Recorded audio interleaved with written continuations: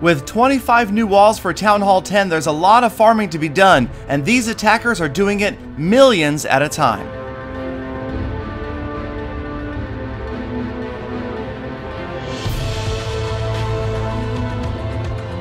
Greetings and thank you for spending a few minutes of your day with Clash of Clans attacks, where yes, so many Town Hall 10 players back to farming, some trying to do it in a hybrid style, farming while trophy hunting, looking for those big cash profits of elixir and gold. And right here we are going to look at an attack where Panther Chick saw an offer of over $1 million in resources and an abandoned base. The ultimate gift. You've got empty expos, empty inferno towers, something that you more often see at lower levels than you do up at Titan and high level champion. But Panther's going to throw her entire army at this village because she wants that over $1 million in resources that is sitting there. And that is such a big priority these days. With 25 additional walls, you will see so many bases where these Town Hall 10s are working on farming those walls up, slowly but surely getting them maxed out. And we've seen a couple of things happen. One is some higher level players have dropped in trophies seeking the sweet spot to farm, and the other is that the economy is broke. So many players don't have any loot to give because they have something to spend it on for a change. So suddenly, instead of these big high-level players having all this gold and elixir sitting in their storages, they are spending it. So we are seeing sort of a drought in the Clash economy, and this generally happens after every update, even if it's an update that didn't include something as dramatic as 25 new walls that need to be farmed up. A lot of times the update just gets people more active, and so you will see fewer abandoned bases, fewer collector bases, and fewer offers of hundreds of thousands in resources. But obviously it doesn't mean it cannot be found. With a little bit of patience and a little bit of luck, you find bases like this that are abandoned, or just maybe have a lot in the collectors, or even the player just hasn't spent a lot of it. Sometimes also, obviously, there's guys out there that, I don't know, might gem the walls, maybe unheard of, but I guess somebody might have to do it somewhere. And so those players are going to have more gold because they obviously didn't spend it. And despite all of the complaints about the appearance of these new level 11 walls, people going for them anyway. Do I miss the old blue walls? Yeah, I actually kind of do, but I think these are okay looking, and I do think it's just a matter of adjusting, getting used to it, and also, why fight it? We know that they're never going back or going to be changed again, so we might as well just accept the fate. They do kind of match the Town Hall 10, and I know nobody wants to even think about level 12 walls right now, especially with 25 new level 11 walls to farm up. So Panther Chick wrapping up this attack, and it looks like she should be getting just about $1 million in resources. And of course, there is the significant league bonus, especially at Titan 2, and that's why we're seeing a lot of these higher level players maintaining their trophies up in the champion range, because they are getting a good league bonus on top of the loot they're collecting from the raid. So Panther Chick, there she goes, just over $1 million in resources and only one trophy, so obvious what she was going after there. Despite the fact that she's seeing low trophy offers at Titan 2, going after one trophy was obviously driven by the loot. Now look at this, Panther Chick once again, this time being offered over $1.8 million in loot and an outside snipe town hall. So again, we know she's not going to be happy with just the town hall. She wants the loot, and she's going to get in there and be focused more on the 50% for the second star and those storages. So what we will see is an attack that comes from several different sides of this base, not your typical ground golem go wipe attack that is just going to come from one angle. As you see early on, the jump spells, the golems moving over the walls, heading for those defenses, because the town hall is down, victory is hers, and it's just a matter of trying to collect as much of that nearly $2 million in loot, over $2 million when you include the league bonus.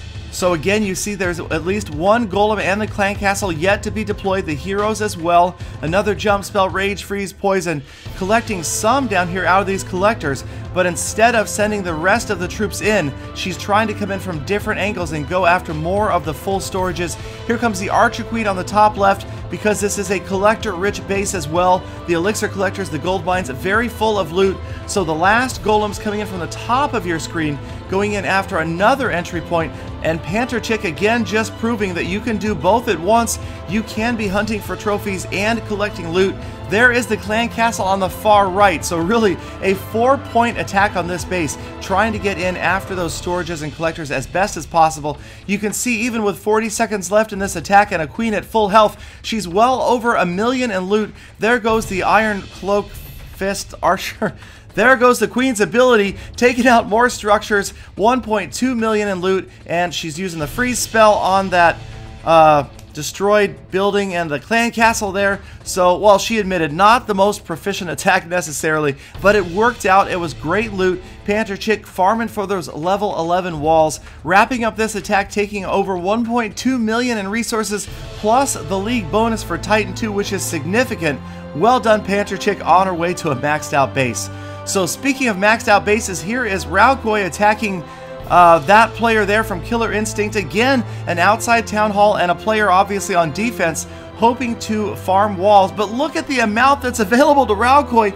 Almost 2 million in resources, so close to 1 million each in gold and elixir. So well over 2 million available to Raukoi, including that league bonus. And Raukoi sending in the Queen Healer first this time, going after some buildings on the far right. So a more traditional style attack, going after the air defenses, and you see it's an air attack moving in next. And despite the fact that this attack is very expensive, it is obviously going to result in a monstrosity of profits. Raukoi with the round number 100k of each collected so far, as those collectors go down the storages centered towards the middle of the base, so obviously counting on the air phase of this attack to collect those profits. And the Queen Healer portion doing very well, just about 20% damage, and the Queen still nearly at full health. And here comes the air phase from the top of the village, the Lava Hounds and Balloons moving in from the very top. A haste spells again like we've seen in previous 3-star attacks. There is a rage spell on the largest group of balloons, getting through those defenses and heading towards the core. The Archer Queen is up on the right though, and she is causing some problems. But Raukoi now up to nearly 1 million in loot, and that is despite the fact that most of his attacking force completely failed to get into the core. But this again was a collector base, the elixir collectors, the gold mines carrying a vast majority of the resources. You can see the town hall just about to fall. So again, Raukoi, one of those guys who would love to farm resources without losing trophies. So he's doing it at Titan 3. The Queen is still at full health, and it looks like she will indeed make it closer to the inside and take some more of those resources that are now lying in the storages. So the collector's pretty much wiped out at this point. The Barbarian King trying to defend the elixir as best he can, but he is going to go down to the attacking heroes. And in this attack, instead of the heroes coming in after that town hall at the end, they're just coming in for a little bit of extra loot because there's still about 500,000 left in those storages. So the King and the Queen doing a good job. Last spells, hero abilities going down. There goes the freeze spell. They are into the core, and that means Raukoi collecting even more loot, working his way towards maxed out orange lava sponge cake pumpkin walls. And there it goes. The attack wraps up, and Raukoi 777 in the gold, 772 in elixir, well over 1.5 million, including the league bonus. So lots of guys farming up here. Are you guys farming walls? Let me know. Thanks again so much for sticking around all the way to the end of this episode. As always, don't forget to check out my other episodes. Please hit the like button before you leave. Subscribe for daily Clash of Clans content. And of course, I will be back tomorrow, and I hope you will too, for more full attacks.